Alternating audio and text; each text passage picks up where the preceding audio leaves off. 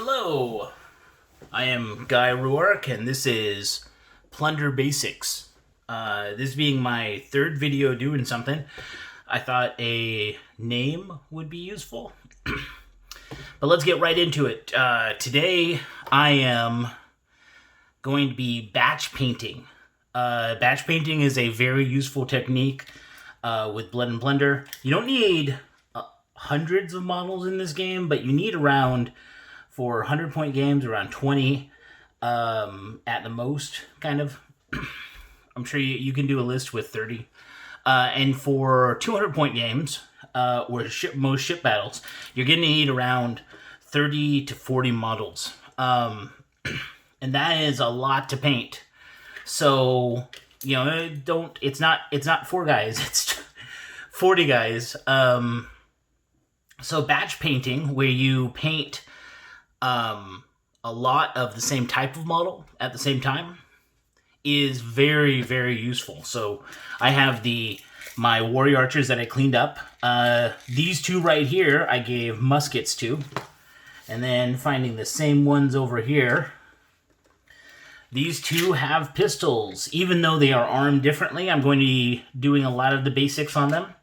And that is going to be, right now, I'm going to be using some GW paint to do a skin tone and their loincloth, because it's that brain hide yellow. And then while I'm waiting for the skin tone to dry, I'm also going to paint the base. So, like I said, batch painting in concept is a way to, that if you already have a paint pot open and you're putting it on one model, and you know the areas that you have to paint, it is not that hard to, once you're done with that model, to set it down and do the same thing on another one. And it's especially useful when it's, hey, look, the same guy. So you have 2 models that are going to be painted, at least initially the same. I'm going to do something different later down the road to make them look different. So if they're standing next to each other, you're going to be like, oh, well, that guy has, different colored, on these it would be feathers in the hair, or different war paint. But it's also useful when you're going to be painting ones that are in the same pose, like these guys, to, when they're in the same pose, and you're batch painting, you can make them look a little bit different. It's not as noticeable on these than it is on traditionally the European ones, because on the European pirates and militia, you want to give the ones that are the same type maybe a different shirt color to set them apart. You don't want to have them two with let's say white shirts and brown pants, because then if they're standing next to each other on the tabletop, they're going to look identical. So I've already mounted all of these on my lovely pill containers that I got from work. I kind of have a infinite supply of pill containers from work. At least, so I have 2 every week. You can do a lot of different things to mount stuff. It's mounted with poster tack or blue tack, and any sort of bottle that you have that you can mount, just so you're not holding the miniature while you're painting. So let's check out our skin tone. I'll honestly say right now, I hate Games Workshop paint. I have a lot of it because it's what I first started when I was painting. But this looks like it's already pretty well mixed. You have to check Games Workshop and any paint you have for separation when you first open it up. And if you have separation, then you have to, if it is a bottle like this, you have to shake it to stir it, which is really nice. That works. Shaking it to stir it also works on the cheap craft store paint, which I also love. Never shake the Games Workshop stuff, because all of that paint will go up in here and it will get on this lip and dry and make it so it doesn't seal properly. So then the whole pot dries out, which is not good. Don't do that. So yeah, but this stuff has has not separated. I got my wet palette. Let's get to work. So I usually don't have my models as close to me as I do right now, but when you're batch painting, I have found that you want to keep track of the order that you paint them, because that way, if you're doing something more, oh man, I'm just having a brain fart. If you're trying to do more than I am right now, then you want to keep track of which one has spent the longest away from your brush, because its colors will most likely be drier than the one that you just finished. If you are stacking them up in front of you, then the one that's closest to you is going to have the wettest paint. So you just want to keep them away from you, and it's easy to do a pattern like, okay, the one that's furthest away from me has been, is the one I did first. And I am, for my initial coat, natives are really easy. They have so much skin everywhere. Or at least these natives are easy. They have so much skin everywhere. I'm just got a large brush. I'm hitting everything, getting all the nooks and crannies. I am not worrying about what I'm not painting. I'm going over the lines, making sure when you use a large brush and I'm going directly from the pot here because I've done this enough. I'm going to use a wet palette for other stuff like my yellows, because that is a lot smaller of an area. So, but when you're going directly from a pot, there's going to be a lot of paint on the brush. We initially put it up, so you want to make sure that wherever you touch first, you go back to that spot and spread it around. That's if you go to the wet palette and you thin your paint first, then you're not going to have to worry about it. But this guy looks good. Oh, I got a little, see, like I talked about, there's that little metal piece right there. And if I just move it slightly, it comes right off. I usually do 2 paints or coats of my skin tone, so I don't need to worry about that. All right, so I'm putting him right there.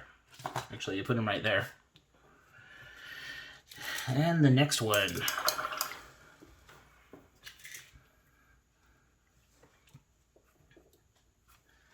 While this does what seems to me to be a little bit boring, it's good to do something while you're doing this, because as you see, I'm just doing skin tones. I'm doing the same thing all over. I'm just making sure all the skin is colored and painted. It's a good idea to listen to something during this time. Like a podcast. Don't try watching TV unless you can watch it, or watch YouTube or anything. Unless you can watch it without looking at the screen. Like if it's a lot of audio-based stuff, like especially I found comedy, strangely, like comedy sitcom stuff like that is great for that. Because you can just kind of listen to the jokes, and there might be something interesting happening on the screen, but the jokes are what the main selling point is. You can have people shuffling around doing any number of things, but it's really the lines and the jokes that are the important part.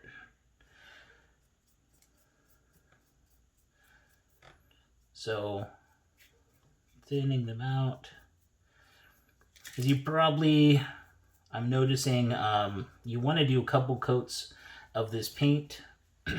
This is Kislev Flesh. You want to do a couple coats of it because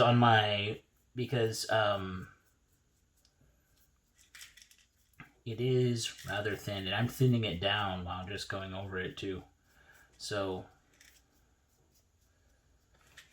my darker skin tone I was using for Warrior Archers, I used, where is it? I used my Nutmeg Brown, this brown one, and I had to do 3 coats of that to get that skin tone to come through. Completely different experience. So, there. Got these all lined up. I might, if I have time, I'll do a wash on these guys too. See how long that takes. Hey, it's the same guy. So when you're starting out with a new faction or just a miniature wargaming thing itself, don't batch paint right away. You want to do what's called a test paint, where you just paint one dude, usually like the dude that's in the coolest pose that you like, or a series of them. Like, just do a couple dudes to the best of your ability, not batch painting, just one guy. And you want to do that because you want to find out what sort of stuff you want to do on the other ones. So I did that with I didn't even do it with the Warrior Archers, I did it with my Young Warriors, because I, at the time, didn't know how useful they were to the faction. And I just kind of did 4 of them that I just experimented on. And you do test painting because you want to hone your technique that you want to use on them. You want to figure out what your colors are going to be. And then once you start batch painting like this, you'll go like, okay, I remember for my test paint, I did the Averland Sunset for the Brain Tide loincloth, and I hit it up with the Quick Shade, and then I highlighted with the bright yellow, and you'll go, okay, well, I'll do that the same on all of them because all these guys are wearing the same thing, and it'll look good on that one. And you will also, doing that same method, you'll go like, okay, I tried, what was it? I tried white and orange.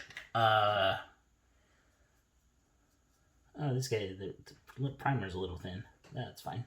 I tried white and orange war paint under the face because I saw a picture of somebody dressed a Carib, a modern day Carib that had war paint for a reenactment that kind of had the same thing, and I was like, well, that looks pretty good. I'll try that. And it did not. When I showed it to people online, they thought that I was trying to highlight, and that was too much of a highlight.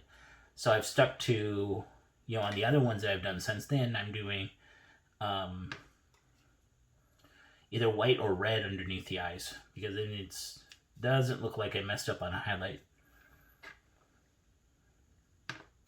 And when you do the test paint too, don't redo the models that you might not like.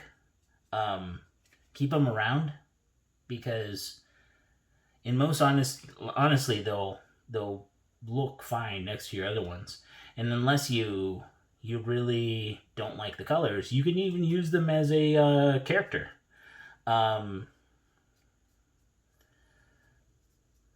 Natives only have 16? No, not 16. They have 23 technically. 23 different poses that their models are in.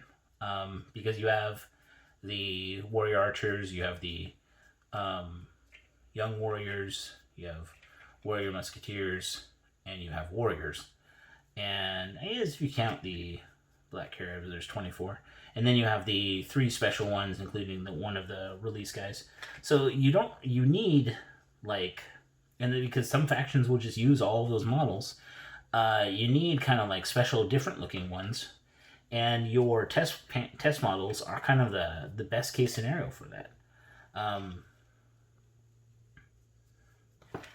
So yeah, do a test model, and then if you like it, you can branch it over to this. Now, see, I've already now I'm halfway done with just my base skin tones. I do have to hit them all up again because it was a little thin in parts, and I really want those colors to come through.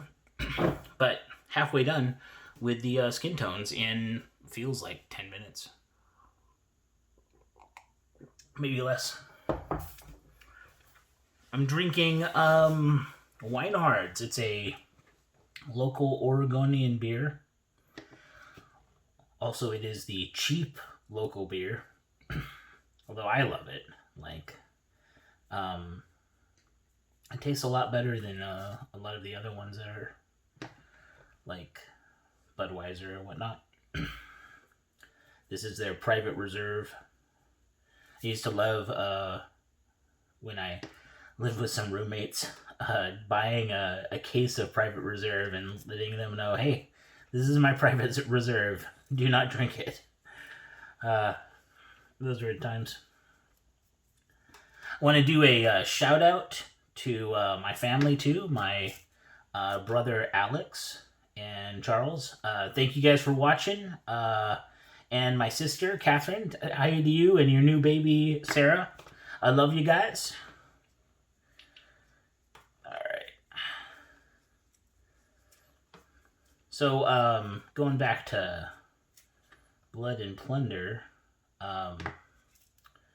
I have been experimenting. I did a single-player militia campaign, and I played through with these guys, and then I stopped playing it because I realized I needed to paint all of my models.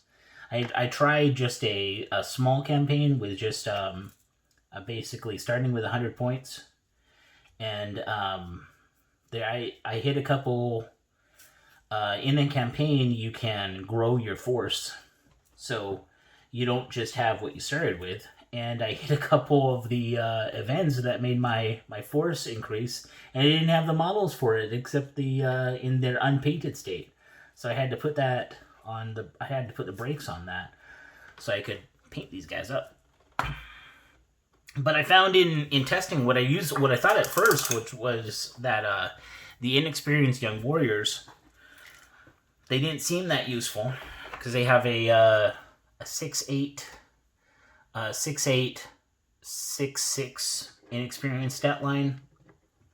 They're 4 points, so, and they just didn't seem as useful as warrior archers. So and you have to have warriors other than young warriors. And you can never attach a commander with war leader. I forget the name of the ability. But you can't attach them to young warriors. So I thought, and you can never increase the training status. And from extensive experience, inexperienced troops in most other factions are only good as like chaff, or if you have them doing a really basic thing that doesn't involve shooting, which there's not a lot of those in Blood and Plunder. Like, you can have inexperienced being sailors. You never want to put inexperienced guys on cannon. You will fire that cannon once every 3 turns, I swear. There was one game where I had experienced guys on a cannon, and they shot the cannon once. No, twice. The whole game. It's like it just felt like wasted points. But with bows, because they don't have to reload, young warriors are really useful. They're cheaper. They're 4 points each. They have quick, so they get that free movement on a spade, and so they can move up and attack every turn if you get a spade. Yeah, see, they played really useful. Like, I didn't even notice they were inexperienced. Because they didn't have a firearm and have to worry about all those reload markers every time they wanted to shoot, it didn't really affect them, which was great. Completely surprised me.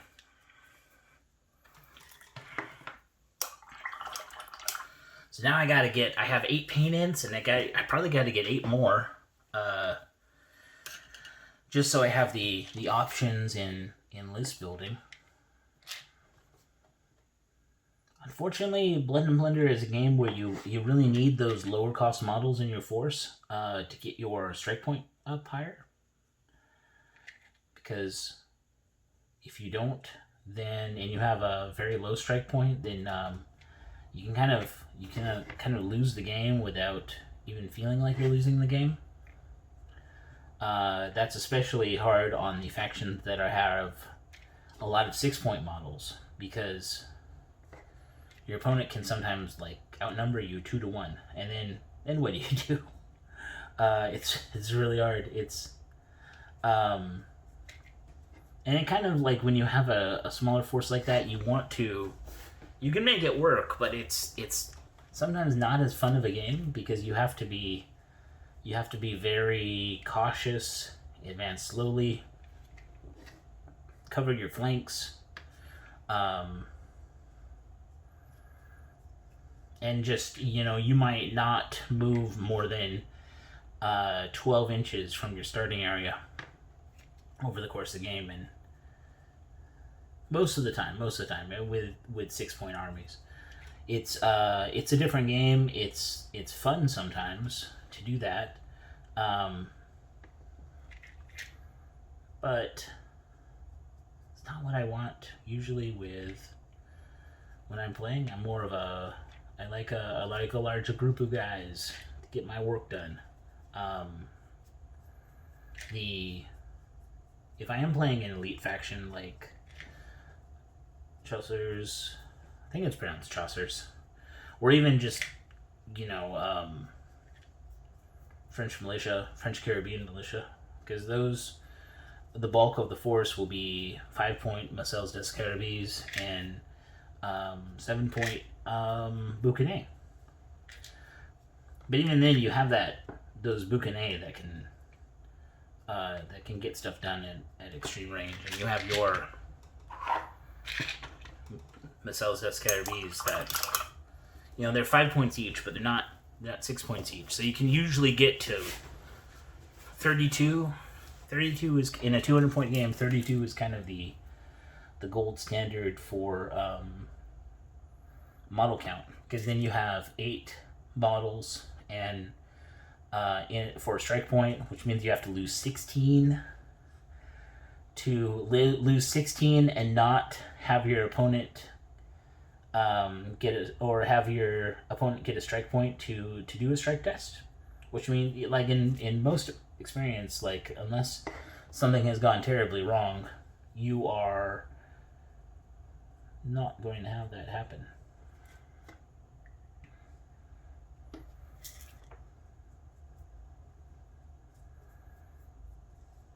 Not that you can't,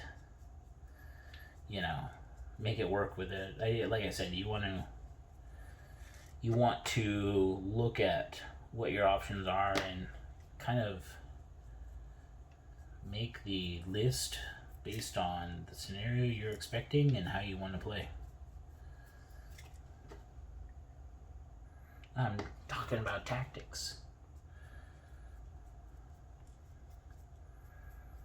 This whole COVID thing has really given me a lot of time to think about how the game works and whatnot. Just because I'm not playing as much as I would like to. It has been 2 weeks since I've had a game up here because of our new stay-at-home order. All right. That looks good. Let's give the flesh tone a break. So when you're batch painting, you finish your batch, go ahead, and what you want to do now is you want to look at them, because you go fast with batch painting, and what you are looking for now is you want to look for any spot on your first ones you did where there's still wet paint. And what you want to do is, when you see that wet paint there, that wet paint is there because You'll notice it by shininess. You can tell wet paint from dry paint all the time by it's how shiny it is. And you want to hit that with your brush and spread it around because you don't want it filling up those details. You want those details nice and apparent. That is beautiful coat on there. So we're just going through, we're hitting up our areas. It looks pretty even. Oh, I gotta get that shoulder.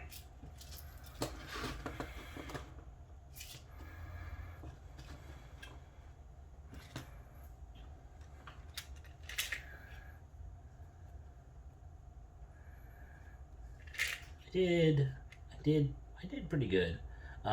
There's some nooks and crannies I did not get. I'm kind of upset at myself for that. And he's good. He's also good.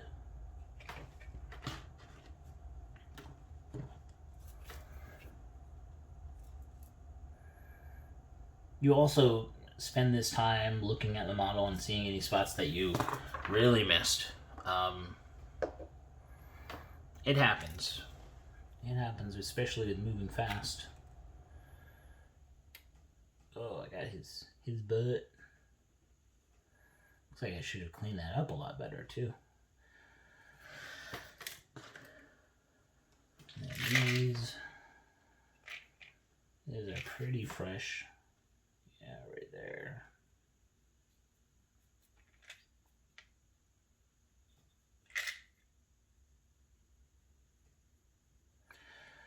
So when the paint is thicker, it does, as it dries, it will stretch and drop a little.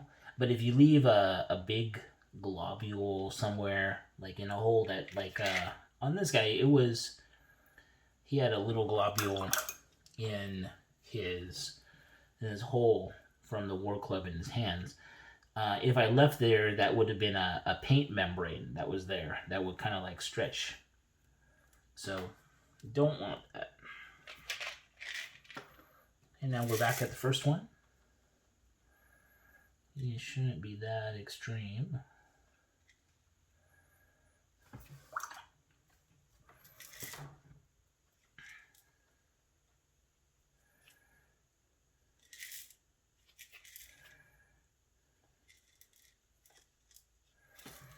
All right.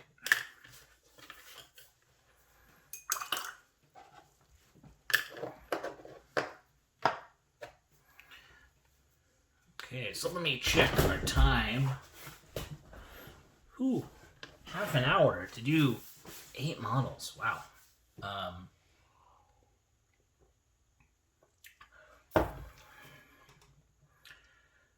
I'm gonna cut it there. I know. So you've seen my initial batch painting process. I would continue this and do a brown, probably with the same brush.